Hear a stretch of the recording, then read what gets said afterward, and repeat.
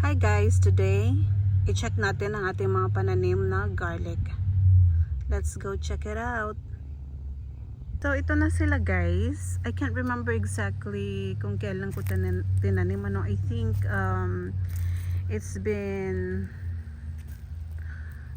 about 1 week now, or maybe just a little bit more than 1 week. As you can see, ayan, tumutubo na. So magtatanim lang ako dyan ng cabbage since ready na yung mga cabbage, and then a few celery and lettuce over here. But as you can see, yan na po yung ating garlic. So yung bandang doon is elephant garlic, and then yung side na to is the regular garlic. Parang hindi ko alam kung ilang rows lahat ito eh. Just wait, pag tumubo na sila, malalaman natin kung ilang rows lahat ito. Now let's go ahead and transplant or repot my seedlings guys. But first, let's check out these roses. These lovely roses. So beautiful guys. I can't get over it. I just love roses so much guys.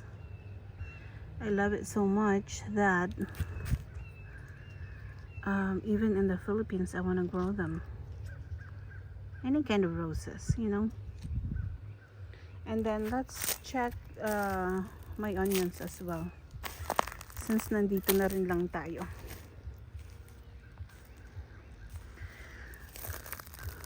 So, ayan na sila. We're still waiting for them to develop some bulbs, guys. Kasi malamig-lamig pa naman kasi talaga eh. They need some heat. They need heat para mag-develop yung bulb nila. So,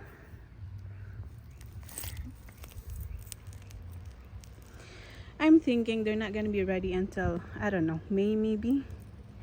May or June. As you can see, meron mga iilan sa kanila na lumalaki na talaga yung base niya. As you can see this one guys. Okay, let's get this camera closer. See, as you can see, it's getting bigger. And it's leaning over. So merong iilan na yung bulb is nag-uumpisa lang mag-develop, ano? So maybe sometime soon we can start harvesting from here. Maybe a month from now, or sometime in the middle of April. So last week lang naglagay na rin ako ng fertilizer dito sa ating carrots.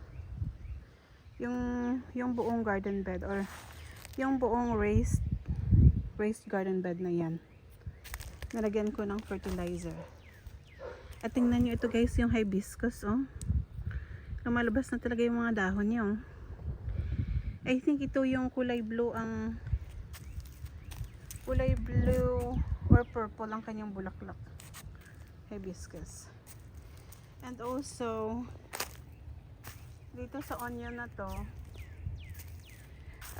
nag-spread na rin ako ng fertilizer dito guys, ano, because they need the plant need that.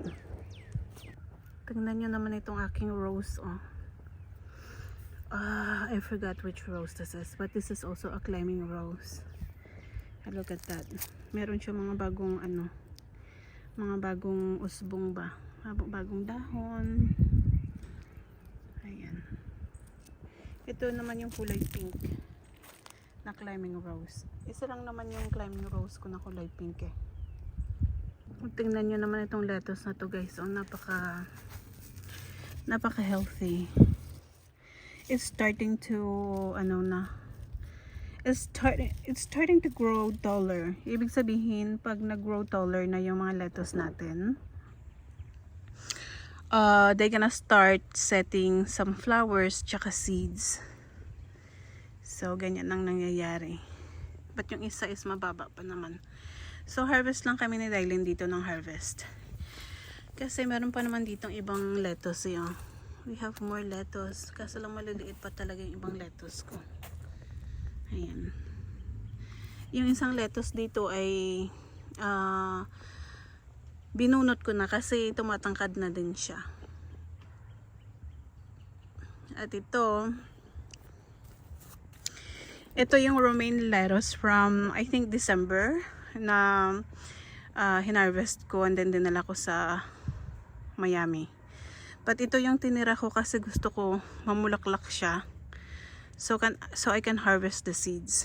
So yan na siya, namumulaklak na siya guys. And in fact that's one of the romaine lettuce. That's one. They are the same. Ito tsaka ito. They are both romaine lettuce. Pero ito, I think this is iceberg lettuce guys. I'm not sure. This one is iceberg lettuce. I'm not sure. But that is romaine lettuce. And this is my giant strawberry. Lalaki pa yan sila. Lalaki pa yan sila guys. So as you can see. And look at my cabbage guys. Malaki na oh. Malaki na siya. And this one is not doing well. And this one is also not doing well. So I don't know. Ito binili ko to from store. Binili ko from store. Ito binili ko from store sa garden center. At itong isa naman binuhay ko from seeds. Ayan. Kasabay niya lang ang mga yan guys. Pagkaso lang yung mga yan hindi ko siya natanim pa eh. We're gonna plant them soon. Those cabbage. Ito na yung dahon ng clematis guys, as you can see. Ayan. Nagdahon na talaga siya. And then ito na yung stem niya. Clematis. Ayan. So normally yung mga clematis kailangan mo talaga i-trim yan kapag winter time. Mga up to 10 inches i-trim mo siya. Kasi yung top talaga mamamatay. And then meron lang matitira na buhay pa din. Ayan. Yung base niya meron ng bagong usbong. So awesome. Exciting. Dito naman sa other side guys, as you can see, clematis. And meron na naman siyang bagong usbong guys. Oh. Yan ang bagong usbong ng clematis natin. So ayan mga dahon niya. So I'm gonna allow it to just climb up. Na-climb up siya sa trellis natin. And we're gonna enjoy our flowers guys while we're here. Enjoy natin sila. Kasi there's a possibility na I won't see them again after this year. And that's the other clematis guys. As you can see, green pa rin siya. See? Buhay na buhay. So marami na yan siyang usbong guys. See? Clematis. Like I said, I don't know kung which variety is which. Titingnan na lang natin pag namulaklak na sila.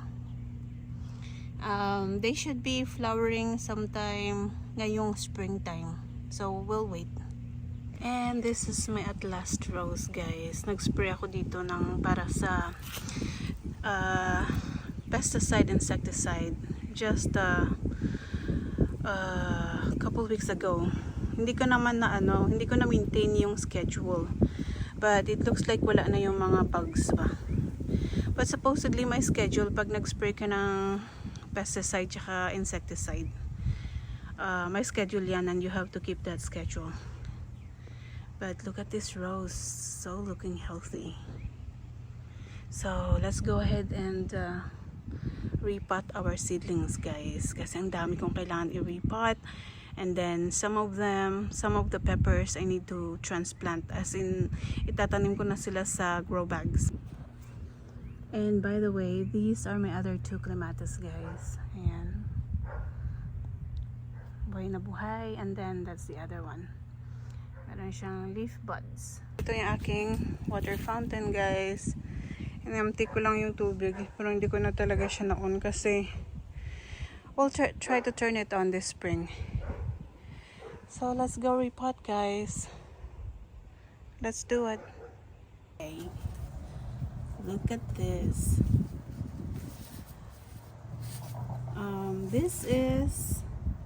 This is Rudbeckia, which I planted from seeds noong December 30. As you can see, malaki na siya.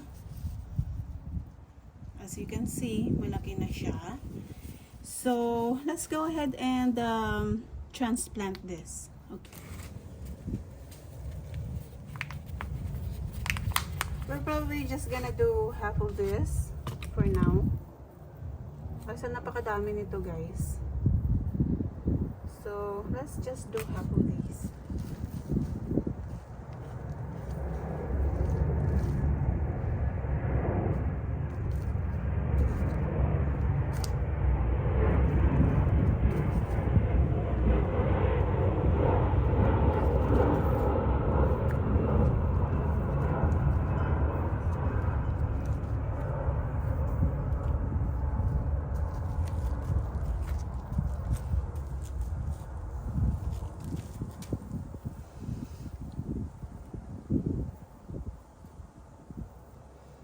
Sobrang dami nito, guys. Grabe. As you can see. Okay, let's make it faster. I-separate ko muna sila, guys, ano?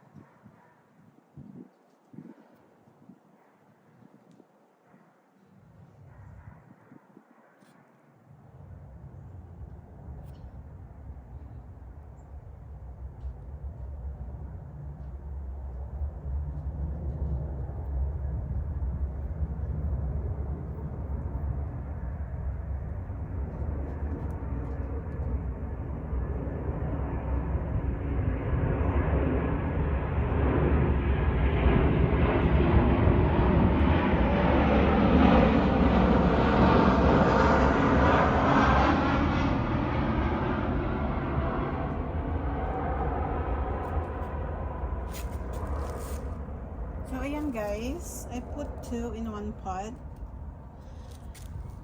So, like I said, this is Rudbeckia.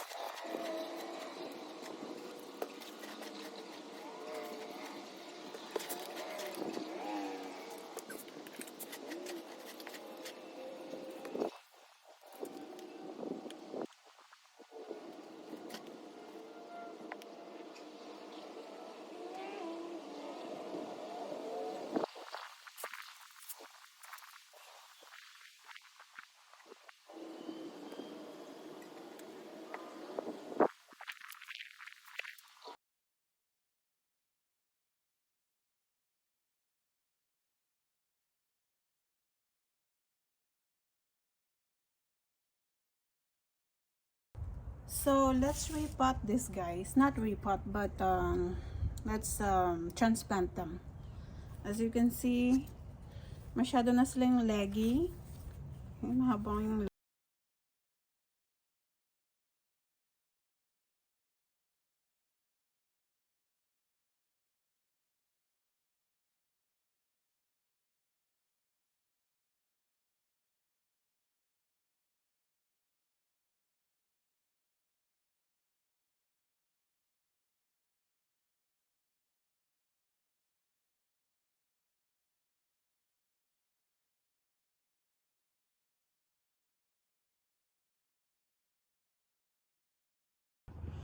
we're just gonna tackle this. As you can see, this is iceberg lettuce. So let's go ahead and take care of it.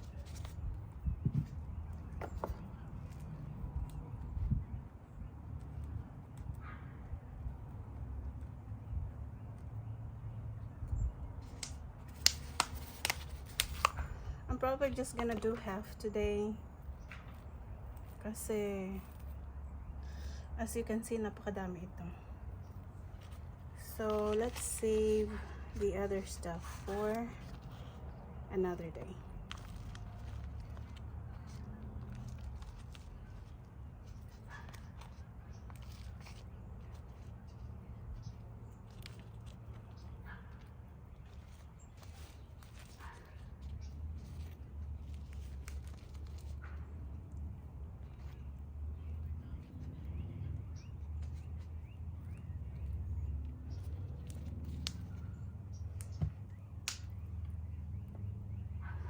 So 1, 2, 3. So as you can see, guys, there's 3. Kasi we're gonna do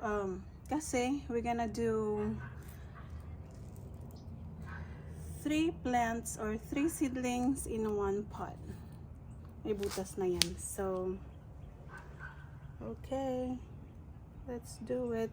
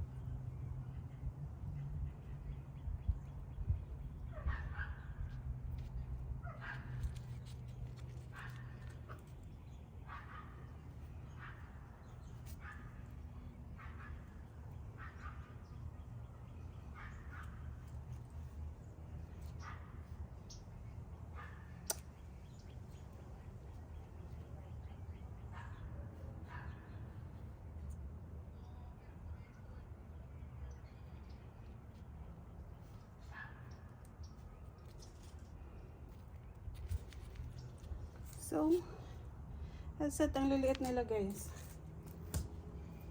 So, let's speed it up, guys.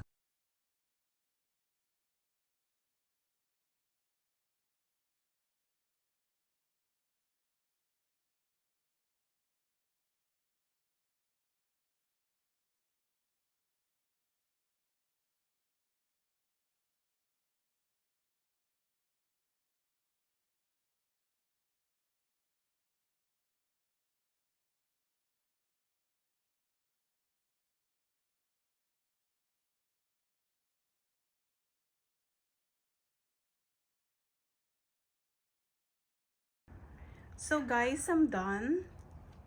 I'm done transplanting seedlings. As you can see, nandiyan yung mga cabbage, tsaka lettuces. Minix-mix ko na sila lahat dito, guys. And then, andyan yung Rudbeckia. So, naging leggy sila, guys, kasi kulang sa light.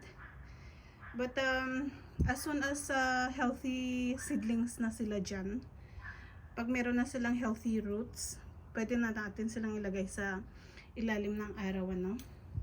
But for now, dito muna sila sa shade.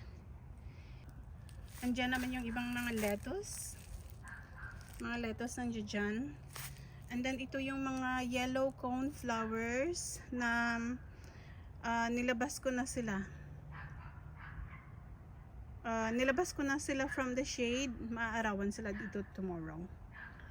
And I have to rethink about this kasi kaka-transplant ko lang nito yesterday eh. Baka masyado silang masikatan ng araw tomorrow, baka masira. So I have to think about that. Maybe ibabalik ko sila sa shade. But here are my other cabbage. Ayan. Mga cabbage, kale, snapdragon, mga snapdragon kale. And then nandito yung mga ibang ibang mga pepper plants. And then, nandiyan na yung mga ano pa, the rest of my plants. So, I'm gonna try to transplant some more seedlings, guys. Ano. So, ito ang gagawin natin, guys. Ano. I think I have enough soil over here for now. So, lagyan na natin ng lagyan na natin ng fertilizer. Kunti lang.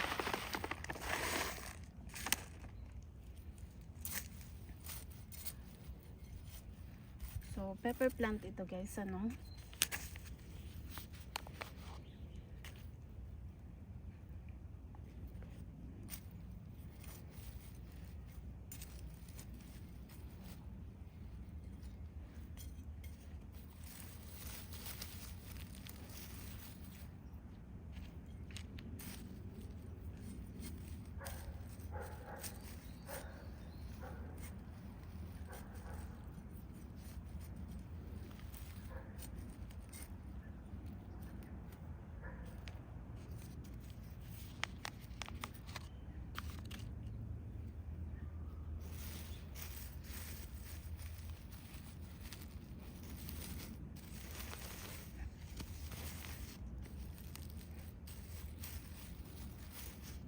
Another one.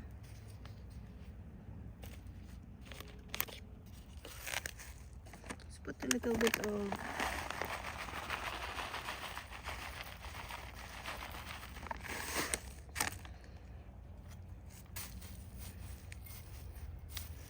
ito yung mga pepper plants ko from last year, guys, na talagang ilang months sila dito sa ano, sa maliit na pot, maliit na nursery pots.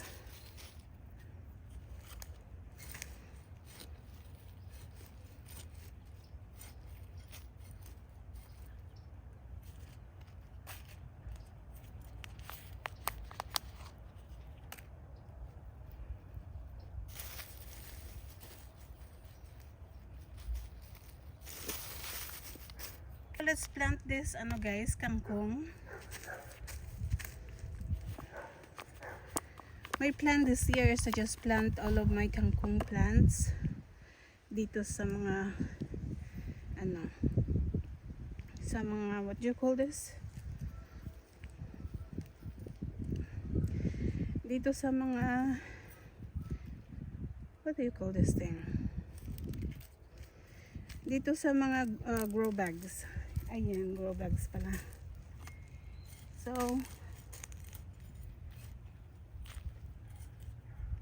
that's my plan.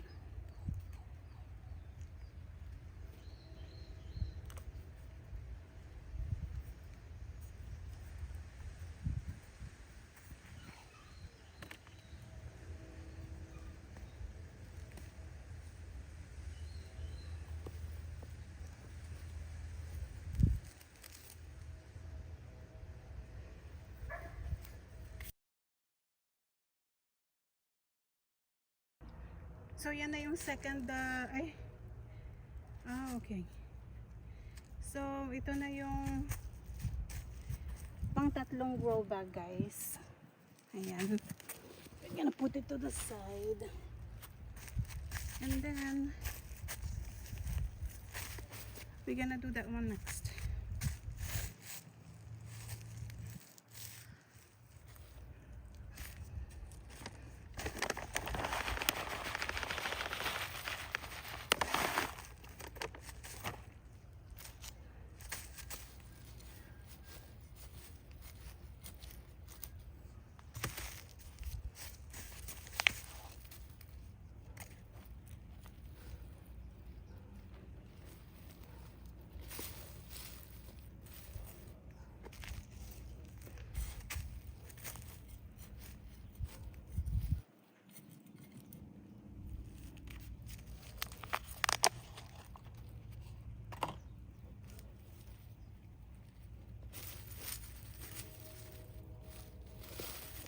And we're also gonna plant this.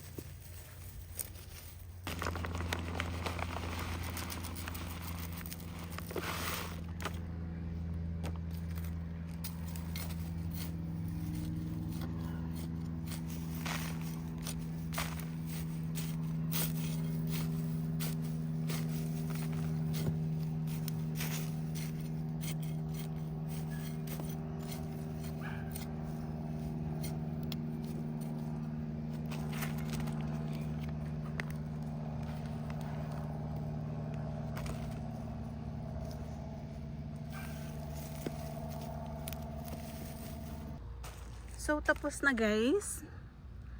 Nag-water na ako dyan.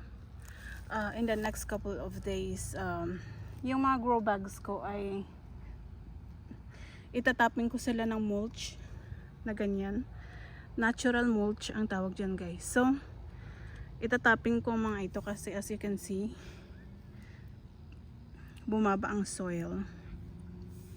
So ito na yung tinanim ko. Ito yung mga seeds na pinatubo ko from last year na hindi ko talaga natanim dito sa labas. So this spring ay they're gonna grow and they're gonna give us some what you call this, some peppers. Alright. Ayan guys, oh. Ang daming aphids. Oh, I have to take care of that. Ano, mga aphids. At ito yung katatanim ko pa lang. The other two, nakatatanim ko lang. Syempre nakaprune na yan. Ayan. Tinanggalan ko siya ng top guys. This is the other one. Ito naman yung pepper plant ko na iniwan ko talaga dito sa labas na it survived. Kahit na below freezing temperature, yung pinakababa was 29 Fahrenheit. Ayan, nakasurvive siya. Pepper plant. Tsaka ito yung katatanim ko pa lang. As you can see, meron siyang leaf buds. Andiyan. Other peppers, natin transplant ko rin. Na-water ko na rin sila. And then, yan yung kangkong. Nakaka-transplant ko lang din. And then peppers, nakaka-transplant ko lang, and then more peppers.